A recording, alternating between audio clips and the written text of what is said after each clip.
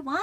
Welcome back to RTS Scrapbooking, or probably what we should just say is RTS, because we do a lot more than scrapbooking here. So today, what are we going to do? Well, we have the whole RTS thing, so we're going to call this Ready to Send. So yes, we're going to be making some cards today, and I will say, I am not a card maker. I do use my scrapbook supplies to make cards, but I am not a card maker in the sense that when some people say what card making is. I do very simple cards because a lot of times when I'm making cards, I need to do a lot and I need to do them quickly. And so that's what I'm faced with today.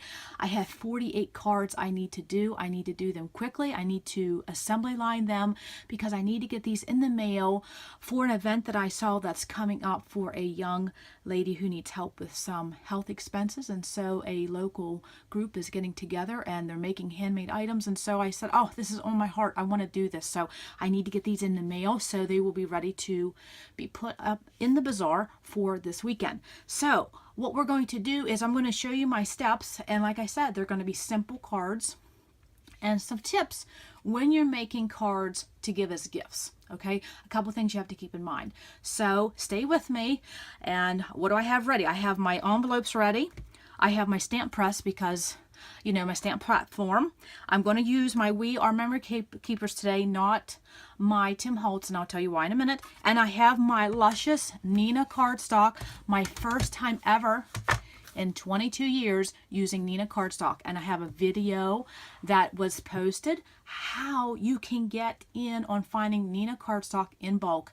Yes, you need to go see that video. It should already be uploaded by now. Okay, so hang in with me.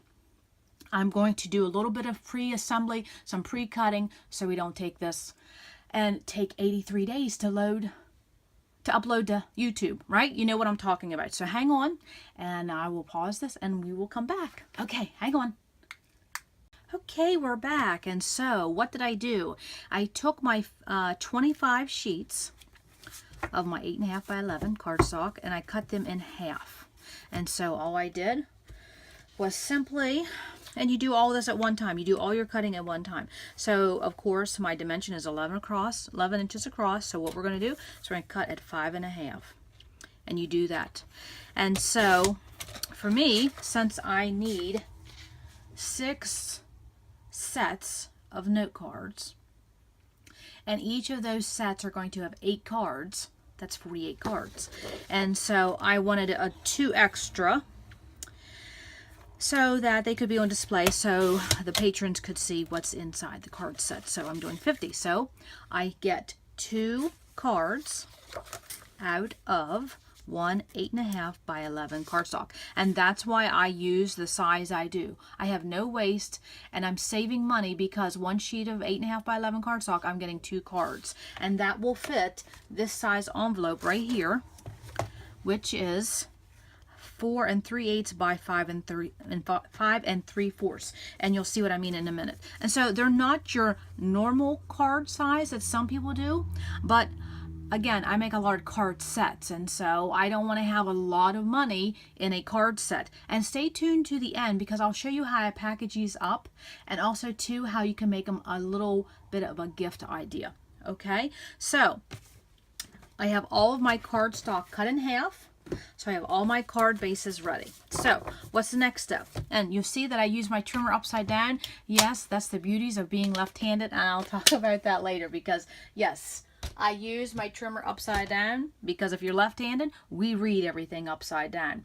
So, okay, one tip I want to talk about right off the bat is when you're making card sets, you really have to take into account who or possibly who will be buying your cards or using your cards. So for example, I have never ever had luck sending lumpy bumpy cards in the mail. Either they come back returned to me, not enough postage, or they get to the destination and then the receiver has to pay postage, or the cards themselves get all mangled up. I do not have luck with the postal service mailing cards. I just don't. So you have to consider when you're giving card sets to people, you know, you don't want to give a note card set to grandma that has a lot of lump and bump and she's just going to stick one envelope on there. You know, she's not going to get to the post office every time.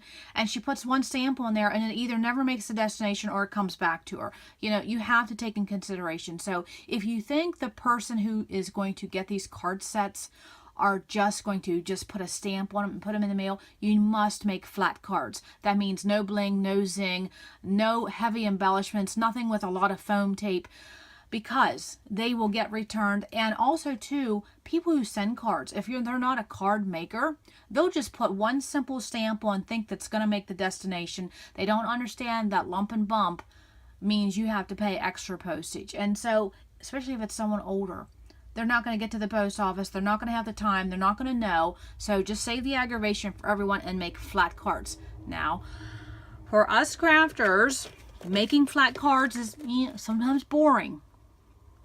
But what you can do is you can use your scoreboard, and if you don't have a scoreboard, I'll show you a tip in a minute, to dress up your cards. So you just do a one-layer card, meaning it's just something flat, and there's not a lot of dimension or no dimension, and that way anybody who gets that card can put a stamp on it, put it in the mail, and then there's no problem of it getting to where it needs to be. So that's just one tip I've learned over the years. I've made lumpy and bumpy cards for people, and then they're like, oh, I didn't know I was supposed to put extra postage on that, or I needed a special envelope. So just save everyone the aggravation. When you're making card sets, do them one layer or flat. Or what I have been known to do too is if I want to do a lumpy and bumpy card, meaning card with a lot of dimension, I'll put them in a separate card set and I'll put a tag on there and say may require extra postage. Okay, that way they know. So that's just a little tip I've learned over the years of doing cards. Okay, so we have our cardstock cut in half. I have 50 card bases ready to go. So what am I going to do? So what we're going to do is we're going to start scoring our cards. And again, this is assembly line. We're going to do everything all at once, and that way it goes a lot quicker. Okay. Got interrupted with a phone call, so I will have to learn to edit that. Okay, so what I was saying is that I have my 50 card bases ready. We're going to use our scoreboard, and we're simply going to just flip those over. And again, you're going to do all these at one time. And now see, since this is an 8.5 by 11, so all your first score is simply going to be in half. And so that's 4 1/4. And so all I use is the end of a stylus. I think it works better than the apparatus that comes with the Martha Stewart scoreboard. But that's my opinion. So now another tip I've learned. You know, when you cut things in half, one edge is going to have a rough cut. I make sure that rough cut, wow, I'll say that 3 times, this rough cut is facing up. So then when you do your scoring, it will show on the inside of your card. That's just a tip I've done over the years. So that's all I'm going to do for right now, is I'm going to simply assembly line each one of these. And I'll tell you why you assembly line when you're doing card making. Because when you're doing measurements, and so probably I'll have like 10 or 11 measurements by the time I'm done, if you do your measuring, so this is a 4 1/4, so if I keep just doing this, you can have a movie on, you can be talking to someone, recording a video, and you won't lose track of what measurement you're doing, rather than taking each card base, flipping it, turning it, rotating it, getting a measurement, that sort of thing. So if you do not have a scoreboard, as new crafters don't, but it's one of those tools after you start getting into the hobby, it's worth your money. So if you don't have a scoreboard, all you simply do is use the track on your trimmer. You see this gully right here? Perfect way to do a score. You just use these as your measuring guides. Use something not this pointy, something with a ball at the end, and go lightly until you know your tension of how you can use. But just use that gully that's in your trimmer. It's the same exact thing as a scoreboard if you don't have one. But again, it's one of those things you invest in as time goes by.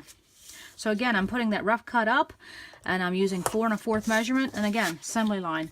And you can do this very, very quickly. And so I was just talking to my husband on the phone, so I was just bing, bang, boom, pulling these out one at a time, because I can talk and remember one measurement.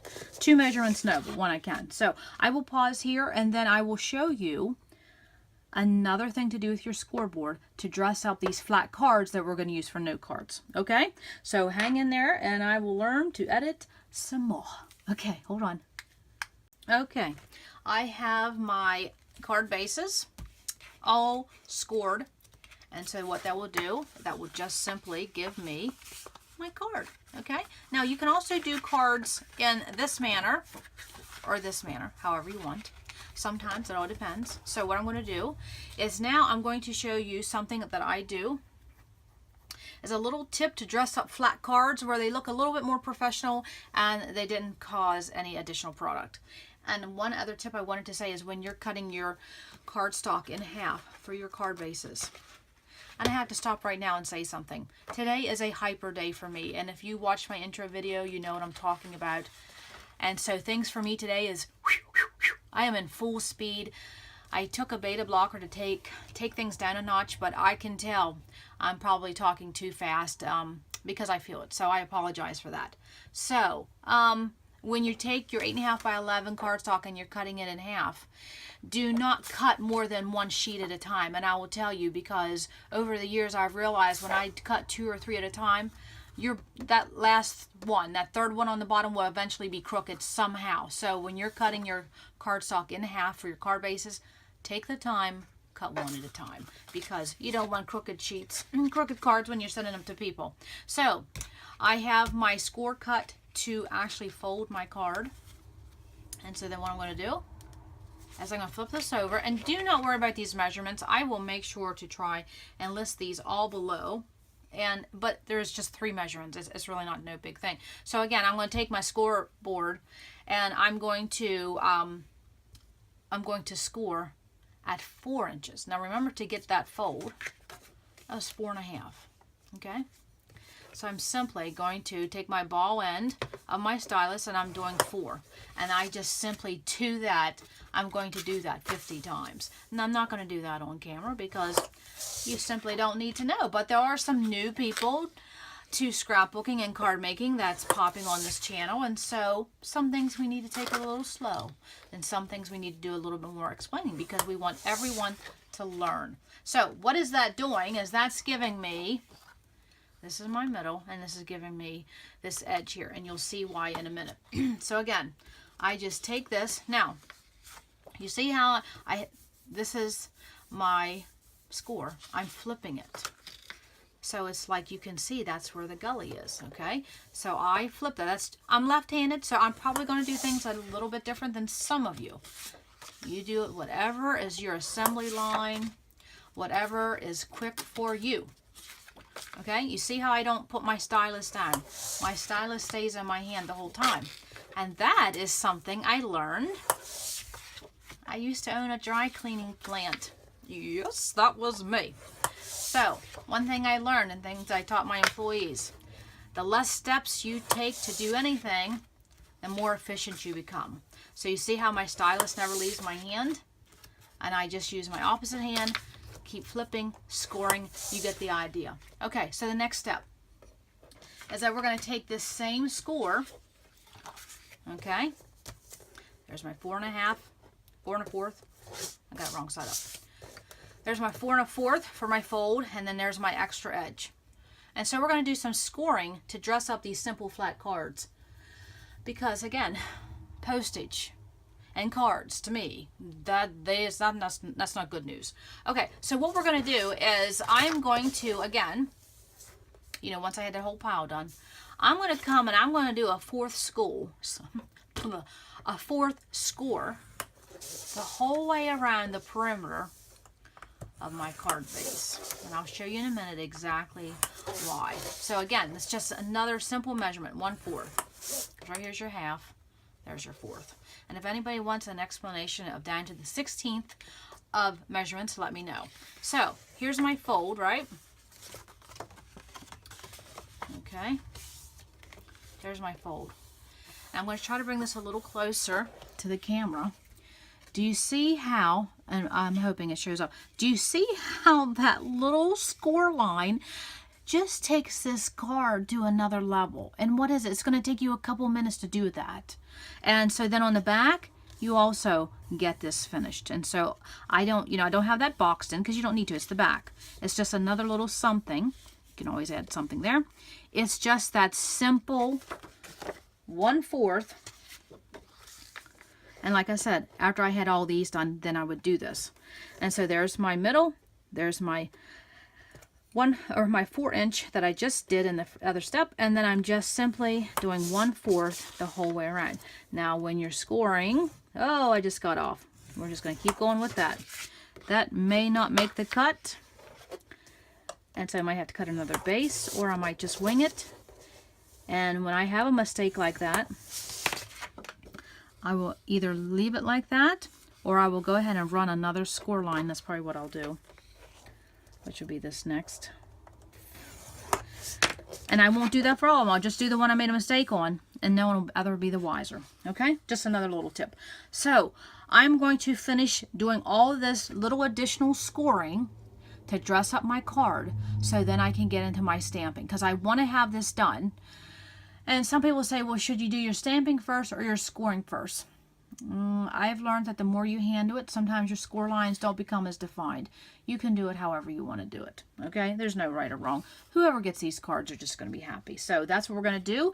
And then I'm starting to think, you know, what type of card do I want? What do I want to say? I know that each card set will have 8 cards.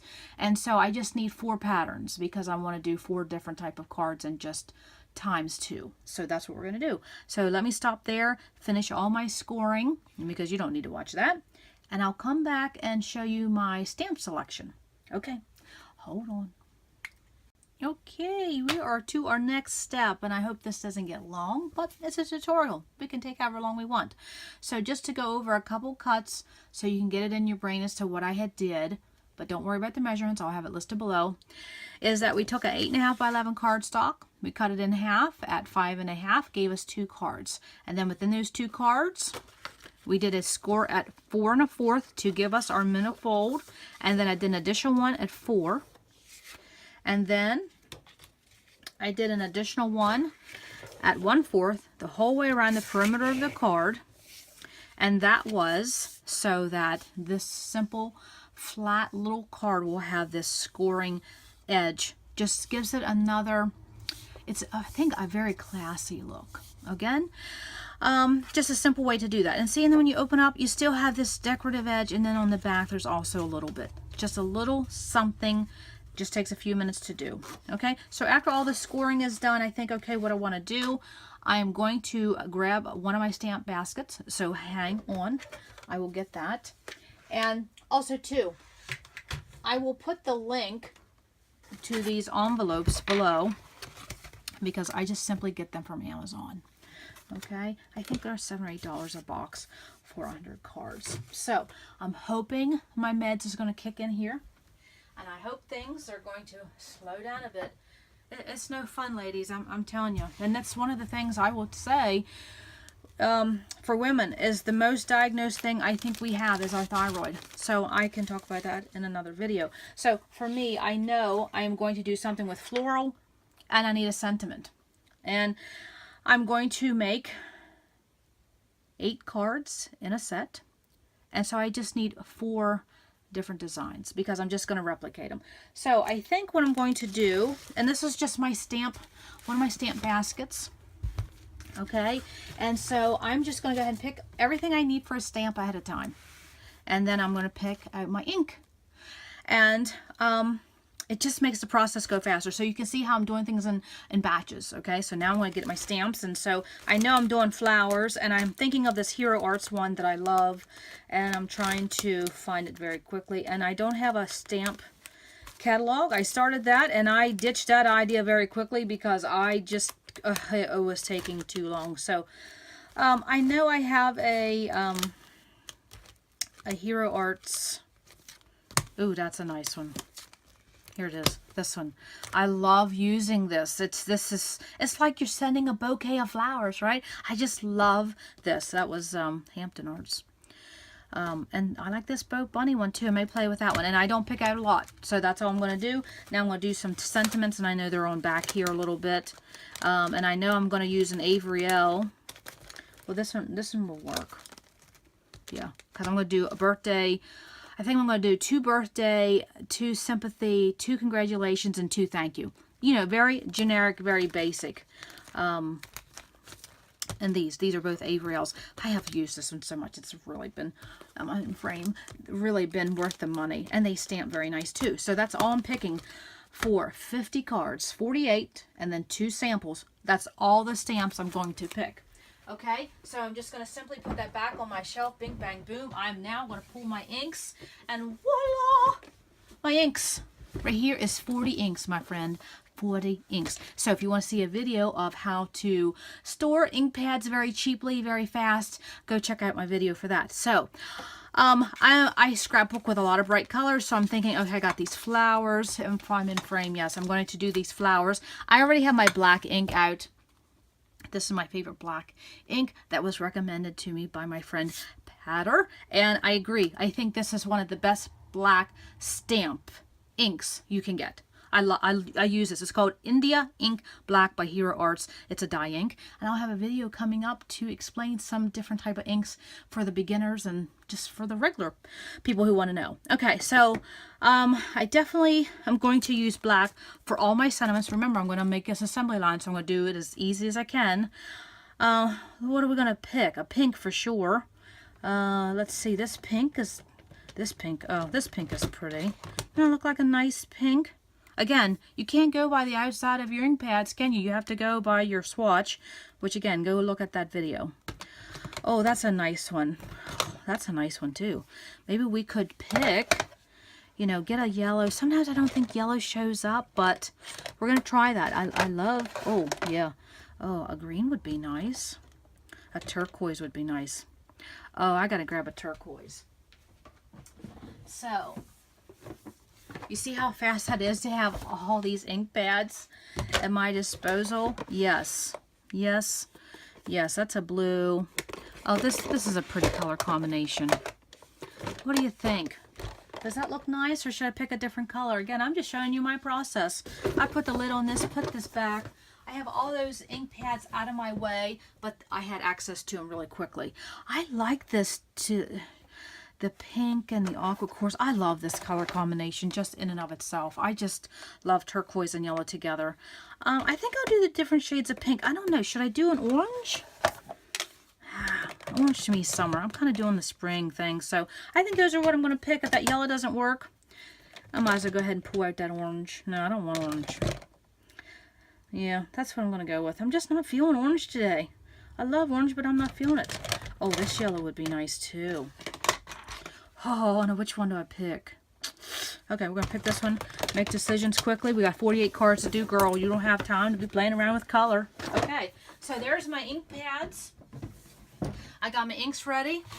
And I'm going to tell you why I'm using this We Are Memory Keepers stamp press rather than a Tim Holtz. When I do cards, I use this one. I just think it's very quick, very efficient. The smaller the platform for cards, I like this. If I was scrapbooking, Tim Holtz is the way to go. That platform rocks my socks. Okay, so that's what I'm going to do. I have these ink pads.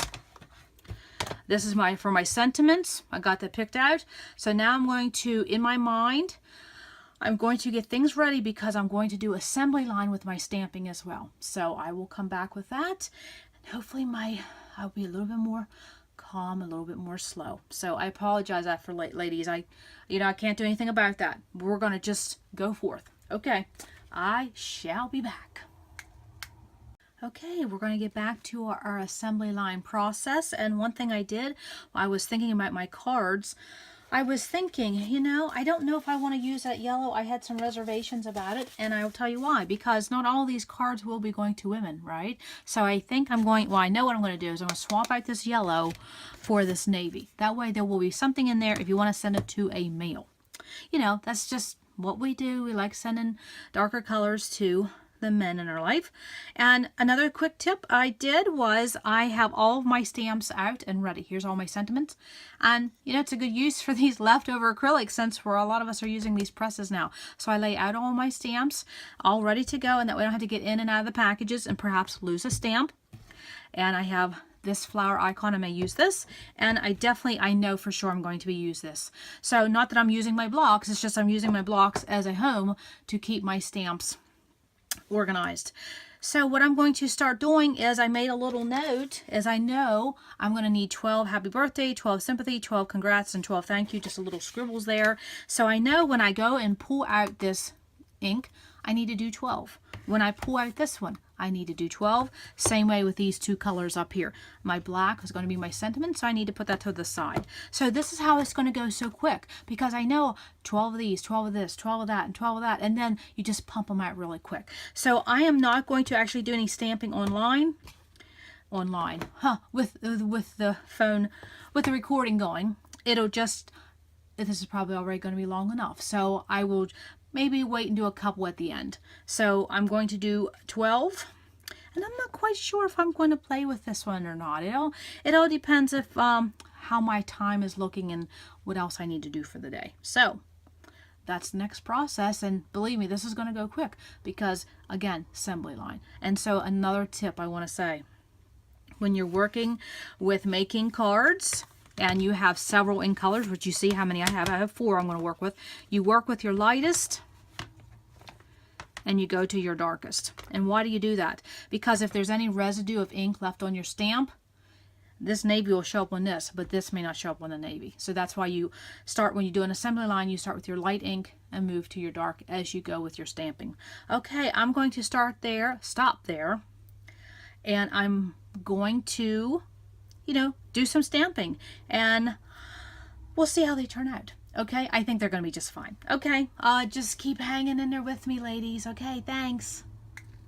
Okay, we are making progress. I wanted to show you how my stamped images are coming, and so you can see with my 4 color choices, I have that light pink, which is called Bubble Gum, and then Tide Pool, Ultra Pink, and then also the navy.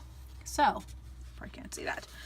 So that's another great, cute little color combination for a card set. So I wanted to just actually put a couple in here because we do have some new people to the hobby.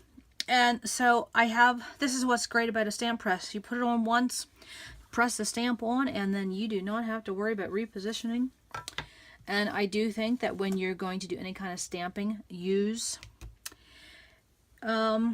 something to buffer and protect your work surface. In this case, I'm using the Tim Holtz. I think it's called a media mat or something. I don't know. I only use it to protect my surface. Okay, so you see that there. That stamp press isn't going to really bother that, but just to be on a safe side, I like to do that because I don't like smudges on my cards. So I got good coverage. Hope my hair does not get in the road. And I simply just run my fist through that. You can see what we're doing. And that's it. Look how nice they'll come out. Oh, love that navy from Hero Arts. Now this is a mid-tone ink, and so they will look a little splotchy at first, but honest to goodness, they turn out such beautiful color. A couple tips. When I'm doing assembly line, I do not do my folds. I keep everything as flat as I can, especially when I'm doing stamping. You can do your scores, your fold scores at the end. So that's all we're doing. We're just doing a little bit of stamping. We are getting use out of our stamps, our ink, our tools that we pay money for, and we are just assembly line. Not going as fast as we can because we want a nice finished product, but not lollygagging. Okay, I'm whipping through them pretty quick. So what I'm going to do is I'm going to show you in the previous one. Okay, this is the Tide Pool, and so then what I do as I'm going to then lay out my sentiment in the manner that I want, and that barely just makes that score, but oh, is that going to fill up that space? But it's also going to give a nice little clean, simple look, if you can see that. I better cover up this ink. Oh, don't want any accidents. Okay, so that's what I'm going to do. After I get all my floral bouquets done, I will just simply repeat the same process with my sentiment stamps. And I have them all ready here on my block, and I will do 12 of happy birthday, 12 congrats, 12 thank you, and 12 sympathy. For me, that's what I seem to use the most. And I would do the same thing. I would just do 12 at a time, 12 in each one of my colors. And then when I get all my stamping done, I will show you a little something extra I did, and then we'll get to the packaging. Okay, so just keep hanging on and we will go to the next clip. Okay, hold on. Okay, I think we're back for our final segment of whipping out some serious cards today. So here is, I'm on my last set and I have my envelopes here. I have been working on these cards and I just want to take a minute so you can see my final card. And again, I put 8 cards in each set and I did 2 of each. And so I did congratulations, happy birthday, with sympathy, and what was the other one? Thank yous. Okay. And so, of course, I showed you the score. And then one thing I added was just this little floral stamp on the back, because this is a flat card. It just dressed it up a tad. And then additionally, what I did at the end was I just took one of my slick writers and I used a bold one of these slick writers. I love these. If I could have a million of these in different sizes, I would. I love these. My husband uses these. My daughter uses these. I use these in the kitchen. They're just really good pens, markers. And so what I did was I just dotted there, there, and there. You know, the visual triangle. And again, because these are flat cards, I'm going to try to add a little bit more light. Since these are flat cards, it just gives you, you know, the look of enamel dots without the bulk. Okay, and definitely a lot cheaper, because can you imagine using 9 enamel dots on 50 cards? Yeah, that's not affordable. So I definitely use the pen, the marker trick. And how much bleed through? Not a lot. So this is the first time I've used Nina cardstock, and the stamping just, you know, honestly, and you can tell sometimes when you're making something from your heart to go and it's going to bless someone else, because I did not make a single mistake on each one of these cards. And I was like, yes, I am supposed to do these cards because they went so, well, I did them assembly line, so that process went very fast.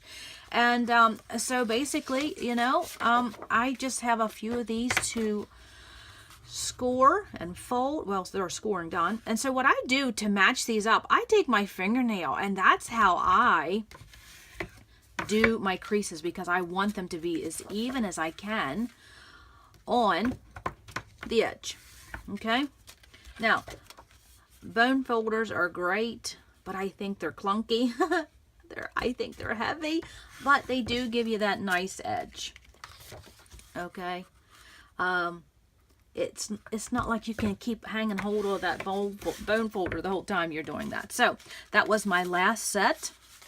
And so when I package these up, because that's what I'm going to show here in a minute, and what I do is I put my cards in front, envelopes in the back. I try to make sure everything is in order, and I always double check that I have the right amount of envelopes and the right amount of cards, because, you know, and one thing you can do when you're making these, if you have extra envelopes, I'm always seem to be running out of envelopes, you could always add an extra envelope, because how many times do we make a mistake? How many times do we make a mistake when we're addressing envelopes? So that's just a special little thing you can do, is always include an extra envelope if you want to. So I'm going to package these up. Now, here's my other ones. And this is what the finished result is. Let's see if I can get this in frame. And you see how I packaged them up. And if you're doing craft shows, this is something you want to do. You want, well, like Martha Stewart said, presentation is everything. You want your items and your product to stand out a little bit more than the girl next door, because you want to sell these, you know. So you dress them up a little bit. And then you also want to show a different representation of what your product is. So I have all 4 colors represented that I used. And I have the different cards with the different sentiments. And then if you could make samples that sit out on your table so people can actually pick it up, look at it, see your pretty artwork, that's just a good selling point. So you see what I did was I simply added a doily with some string. These are Cambridge doilies. If I will try to do the link below for those. You just get them from Amazon. Get a box for hardly anything. If you have a friend, that's even better, because there's a lot that comes in a box. Okay, so I'm going to box these up in these little acrylic boxes, And I will try to find the link for those if someone wants, because they just simply come like this. Okay, they're flat. And you just simply fold them, shape them. They go together real quick, as you can see. And just crease the edges. Little slippery little boogers, aren't they? Okay, and so that's all you do. See how fast they came together? Easy, easy. So, again, presentation's everything. You see how this little flap is? You don't want that in the front, you want that in the back. You want your cards to look very clean. Okay, so I sit these in, and I think I already have, I need a turquoise probably showed, since I think I have a congratulations, sympathy. People have trouble with sympathy cards, don't we? It's just a difficult, it's a difficult card to send. It's a difficult card to do. So if you can show people that sympathy cards are in there, that's a good selling point. Again, if you have extra envelopes, throw an extra one in there just as a little special little gift. I don't have a lot of extra, so I just can't do that this time. I'm going to close this up. And I need to get these packaged and in the mail this morning, so I am pushing the envelope. And I wasn't in frame. I'm so sorry. Dear Lord, I'm so sorry. Okay, so that's what I have. That looks pretty in and of itself, correct? But what we're going to do is we're going to add some doilies. And so what I do is I just center them as much as I can, front to back. See, front to back. And I will add a little crease here. Let that come off. And let's get our trusty handy ATG. Put a couple strips there. You don't need a lot. And I put it right back there like that. Look how easy. Look how easy that is to add that doily. Okay. And then I'm going to use some string. Some embroidery string. And so what I do when I'm doing measurements, I do the quick measurement. So I just go like this 3 times. And that's how I do that. Okay. Again, when you're assembly line, you want to do, and I saved that last cut for last because I wanted you to see what I did. So I have a little bit of overhang like right there. And I just wrap this around 3 times if I can. Oh, that would be. Let's see how much. Oh, I don't like that.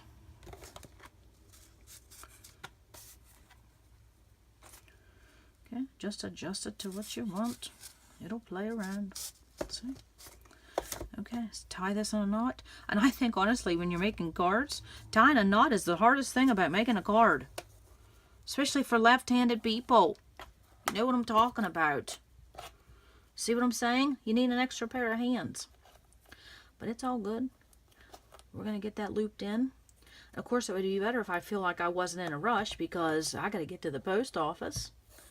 Because I don't want to promise something and I don't come through with it. And then what I do, the longer tail, I wrap it through and I do another knot. And that just makes that whole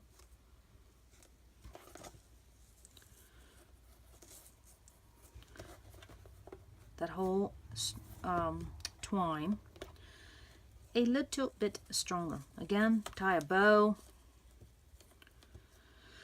and just play with that. Pull it, make it tight, pull it, make it tight, cut that extra off, and that is a card set ready to go. So what I wanted to say was, if you wanted to give this as a gift, okay, say you have, I mean, this alone is a nice little gift, don't get me wrong, okay? Now, since this is going to a bazaar, some of you may ask, how much is this going to sell for? There's 8 cards. When it comes to craft shows, and I've done that whole thing, okay? It depends on your market and your location. You know, at Church Bazaar, things go a little cheaper than if you were go to like an artisan craft show. So you have to pay attention to the market. You have to pay attention to the foot traffic, who's coming, and your demographic. So there is no set price. I mean, I have seen these go for $15. I've seen them go for $3. It is what honestly you think they will sell. Okay, the best thing is if you're doing a craft show, have a few samples out so people can see what they're actually getting, because you can't see what you're getting in these note card sets. And so if you wanted to give this as a gift, okay, I wanted to show quickly how to take these note cards to another level if you want to give an extra little gift. Okay, but before I do that, I saw a couple of notes I forgot to mention. When you are doing your stamped images, and you know we're doing assembly line, do not stack your work, because you do not want the ink from this to appear on the back of that. So lay them out when you're doing assembly line, when you're doing your stamping. The other thing is when you're working, whether you're doing cutting, scoring, stamping, whatever, keep all of your work in order. Okay, if you flip it this way, flip it this way. Don't rotate. Keep everything in order, because at the end you want your finished cards to look the same. And if you have to, make a mock card. Put front, back, a little bit of notes. That way you'll know all of your work will be in order as you go, and you have a reference guide, especially when you're making 50 cards. You can't remember everything. Okay, to make these note cards, take them to the next level, because honestly, this is a nice gift in and of itself, right? I would like it. So what you can do is simply just take a book of stamps. And if you can get something that matches your project, you go right ahead, okay? That's just another little special detail.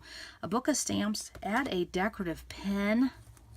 Is that just not the dearest little thing? I would want one. Now, you can't do this for craft shows, okay? This is for a personal gift you're giving, because a book of stamps alone is $10.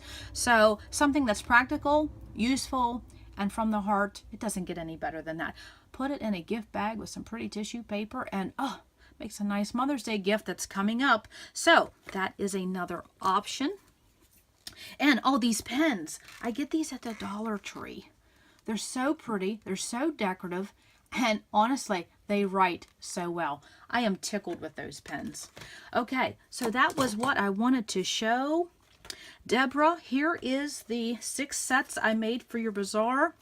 And if you're watching this video, well, honestly, these will probably arrive in Alabama before this video uploads to YouTube, but we can't complain, can we? No, we can't. So I just hope your bazaar is a success, and I hope it blesses the young lady in need. So I think that is all, everyone.